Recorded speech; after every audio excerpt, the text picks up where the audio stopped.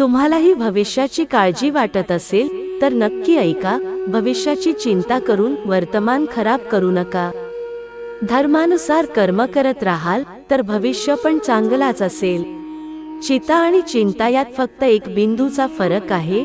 चिता निर्जीव व्यक्तीला जाळते तर चिंता सजीव जीवाला जाळते. चिंता करण्याचा अर्थ म्हणजे देवाच्या व्यवस्थेवर शंका करणे. देव जे काही करेल ते चांगलेच करेल. चिंता आणि तणावात माणूस तेव्हाच दुःखी होतो जेव्हा तो स्वतःसाठी कमी आणि इतरांसाठी जास्त करतो. लक्षात ठेवा, आयुष्यात चिंता केली तर भटकत राहाल आणि चिंतन कराल तर भटकलेल्यांना सुद्धा मार्ग दाखवता येईल. तुमच्या आयुष्यातून सर्व काही काढून घेतले तरी काळजी करू नका. तुमची बुद्धी आणि अनुभव कोणाचीही ताकद ते हिरावून घेऊ शकत नाही. निसर्ग प्रत्येकाला हिरा बनवतो. जो झिजतो तोच चमकतो. काळजी करण्यात आपली ऊर्जा वाया घालवण्यापेक्षा ती ऊर्जा उपाय शोधण्यात वापरणे चांगले आहे. माणूस जितका सकाळपासून संध्याकाळपर्यंत काम करून थकत नाही जितका तो 1 तासात चिंता किंवा काळजी करून थकतो. ज्याच्या नशिबात जे लिहिले आहे ते कुठूनही धावत येईल आणि जे नशिबात लिहिलेलं नसेल ते येऊन सुद्धा निघून जाईल. मग काळजी कशाला? तुम्ही फक्त तुमचे काम करत राहा. लक्षात ठेवा, कालचा पश्चाताप आणि उद्याची चिंता असे हे 2 चोर आहेत जे आपल्या आजचे सौंदर्य चोरतात. काळजी एवढी करा की काम पूर्ण होईल. इतकी काळजी करू नका की आयुष्याचे काम तमाम होईल. स्वामी महाराज म्हणतात, काळजी म्हणजे आरोग्य चोरणारा चोर. म्हणजे चिंता आणि चिंतेने त्रस्त असलेल्या व्यक्तीला कोणीही बरे करू शकत नाही. चला एका छोट्या कथेतून ते तुम्हाला समजावून सांगण्याचा प्रयत्न करूया. नशिबात जे लिहिले आहे ते कोणीही बदलू शकत नाही आणि नियती जे तुमच्यासाठी करणार तेच उत्तम आहे. आपल्या आयुष्यात जे काही घडते ते खूप चांगले असते, फक्त ते समजून घेतले पाहिजे. अजिबात काळजी करू नये.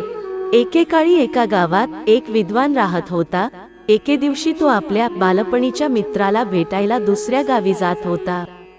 त्याचा मित्र लहानपणापासून मुका होता आणि एका पायाने अपंग होता. त्याचं गाव खूप दूर होतं. वाटेत अजून बरीच छोटी गावं होती.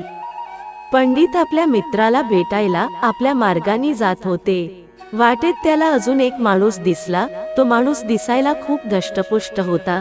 नंतर तोही पंडित सोबत पुढे चालू लागला. हे पाहून पंडिताने विचार केला की एकत्र चाललो तर बरे होईल आणि प्रवास पण लवकर पार पडेल. चालताना त्या माणसाला पंडितने त्याचे नाव विचारले तेव्हा त्याने त्याचे नाव महाकाल सांगितले. हे ऐकून पंडितला थोडं विचित्र वाटलं, पण नावाबद्दल अधिक विचारणं त्याला योग्य वाटलं नाही. मग हळूहळू दोघेही एकत्र चालत राहिले. तेवढ्यात वाटेत एक गाव आलं. मग महाकाल पंडितला म्हणाला, तुम्ही जा पुढे, मला या गावात एक संदेश पोहोचवायचा आहे. मी तुम्हाला पुढे भेटेल. हे ऐकून पंडित म्हणाले, ठीक आहे, आणि पंडित पुढे निघून गेले. मग गावात एका माणसाला म्हशीने मारल्याची बातमी पसरली आणि म्हशीने त्या माणसाला मारताच थोड्या वेळाने महाकाल पुन्हा पंडिताकडे आला. मग दोघं एकत्र चालायला लागले आणि चालत चालत एका गावात पोहोचले. त्या गावात एक छोटंसं मंदिर बांधलं होतं. त्या मंदिरात राहण्याची व्यवस्थाही उत्तम होती. पंडितच्या मित्राचे गाव अजून लांब होते. रात्र व्हायला आली होती. म्हणून पंडित महाकालला म्हणाले की रात्रही होणार आहे. दिवसभर चालून तो थकला आहे आणि भूक पण लागली आहे. आज आपण इथेच थांबूया आणि आराम करूया. सकाळी आरामात पुढे प्रवास करू. पंडिताचे म्हणणे ऐकून महाकाल म्हणाले की ठीक आहे, मला आवश्यक वस्तू गावातल्या कोणाला तरी द्यायच्या आहेत. महाकाल पंडितांना सांगतात की तुम्ही जेवा आणि विश्रांती करा, मी नंतर येऊन जेवतो. असे बोलून महाकाल तेथून निघून गेला. मात्र तो निघून जाताच त्या गावात धुराचे लोट उठताना दिसले आणि काही वेळातच संपूर्ण गाव आगीत जळून खाक झाले. हे सर्व पाहून पंडितांना फार आश्चर्य वाटले. त्याने विचार केला की हा महाकाल जिकडे जाईल तिकडे काही ना काही विचित्र घडते, काहीतरी यात चुकीचं आहे. तो एवढा विचार करत होता की तेवढ्यातच महाकाल पंडितांकडे परत आले. पण पंडितांनी रात्री महाकालला याबद्दल काहीही विचारले नाही. सकाळी दोघेही आपापल्या ठिकाणाच्या दिशेने निघाले. थोडं अंतर गेल्यावर पुन्हा एक गाव आलं. मग महाकाल म्हणाले, तुम्ही पुढे जा, मी काही वेळाने भेटतो. मला या गावात महत्वाचे काम आहे, ते काम संपवून मी तुम्हाला पुन्हा भेटेन. असे बोलून तो तिथून निघून गेला. पण यावेळी पंडित पुढे न सरकता तिथेच महाकालला पाहत उभे राहिले की शेवटी हा महाकाल कुठे जातो, काय करतो. मग अचानक लोकांचा ओरडायचा आवाज येऊ लागला की कुणाला तरी साप चावला आहे आणि माणूस मेला. आणि त्यानंतर लगेचच महाकाल पुन्हा पंडिताकडे पोहोचतो. पण यावेळी पंडिताला ते सहन झाले नाही आणि त्यांनी महाकालला विचारले की तुम्ही ज्या गावात जाल तेथे काही अप्रिय घटना घडतातच. असे का घडते ते सांगू शकाल का? हे ऐकून महाकाल उत्तरले, पंडितजी, तुम्ही खूप विद्वान दिसत आहात, म्हणून मी तुमच्या बरोबर चालायला लागलो, कारण ज्ञानी लोकांचा सहवास खूप चांगला असतो. पण तरीही तुम्हाला मी कोण आहे हे माहीत नाही. महाकालचे म्हणणे ऐकून पंडित म्हणाले, मला समजले आहे, परंतु मला आणखी काही शंका आहे. तुमचा योग्य परिचय दिलात तर मला समजायला सोपे जाईल. पंडिताचे म्हणणे ऐकून महाकालने उत्तर दिले की मी यमदूत आहे आणि यमराजाच्या आज्ञेने त्या लोकांचे जीवन संपवतो ज्यांच्या मृत्यूची वेळ आली असेल. पंडिताला महाकालाबद्दल आधीच संशय आला होता, पण महाकालचे हे ऐकून पंडित घाबरले. पण मग त्याने धाडस करून विचारले, असे आहे का? जर तुम्ही खरेच यमदूत आहात तर पुढे कोण मरणार ते सांगा. पंडिताचे हे ऐकून यमदूताने उत्तर दिले की पुढचा मृत्यू तुझ्या मित्राचा असेल, ज्याला तू भेटणार आहेस, आणि त्याच्या मृत्यूचे कारणही तूच होशील. महाकालच्या तोंडून हे ऐकून पंडित स्तब्ध झाला आणि विचार करू लागला, महाकाल हा यमदूत आहे आणि हे जर खरे असेल तर मी माझ्या बालपणीच्या मित्राच्या मृत्यूचे कारण बनेन. त्यापेक्षा बरे होईल की मी त्याला भेटायला जाऊच नाही, निदान त्याच्या मृत्यूचे कारण तरी बनणार नाही. पंडित मनात हा सर्व विचार करत होते. तेवढ्यात महाकाल म्हणाले, तुझे काही विचार करत आहेस ते मला माहीत आहे. जर तुम्ही तुमच्या मित्राला भेटायला गेला नाही तरी त्याच नशीब बदलणार नाही. तुमच्या मित्राचा मृत्यू निश्चित आहे आणि तो काही क्षणातच होणार आहे. महाकालचे असे बोलणे ऐकून पंडिताला धक्काच बसला, कारण महाकालला आपले मनातले माहीत झाले, जे सामान्य माणसाला शक्य नाही. आता पंडितांचा महाकालावर पूर्ण विश्वास होता की तो यमदूत आहे. आता पंडिताला मित्राच्या मृत्यूचे कारण बनायचे नव्हते, म्हणून तो घरी परत जाण्याचा विचार करतो आणि मागे वळून तो आपल्या गावाकडे चालू लागतो.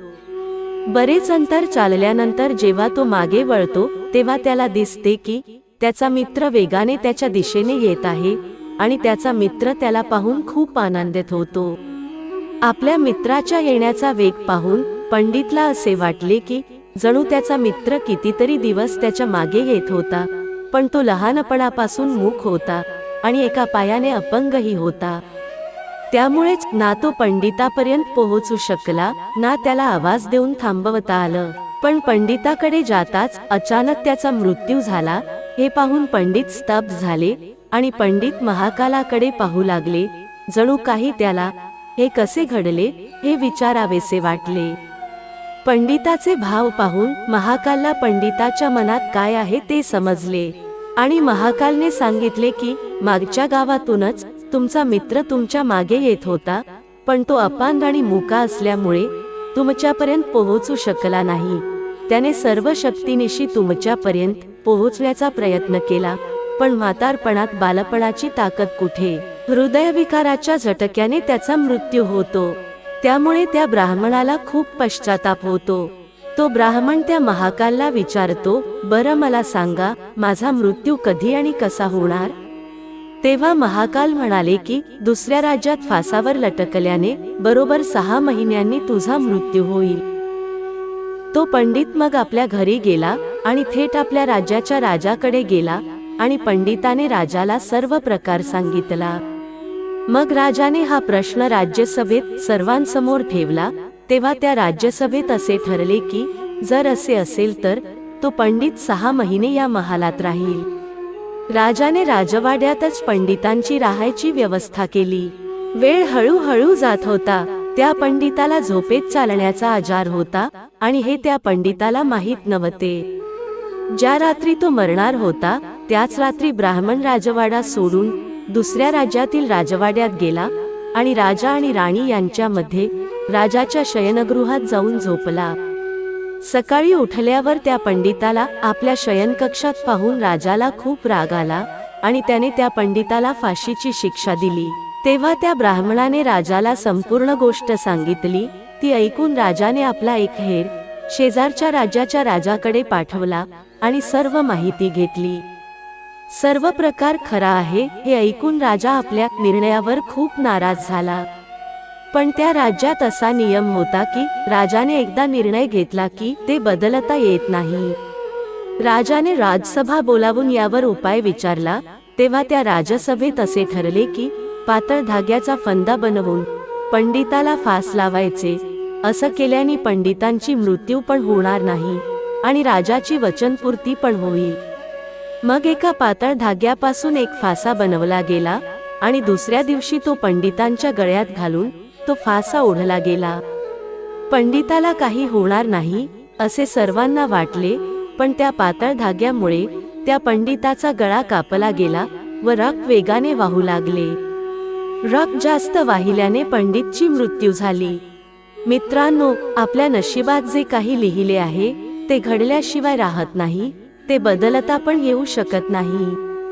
त्या ब्राह्मणाने स्वतःला वाचवण्यासाठी खूप प्रयत्न केले, पण जेव्हा मृत्यू आला तेव्हा एकही उपाय कामी आला नाही आणि तो मृत्यू पावला. जय श्री स्वामी समर्थ. मित्र हो, ही माहिती आवडल्यास आपल्या प्रियजनांना शेअर करायला विसरू नका. धन्यवाद.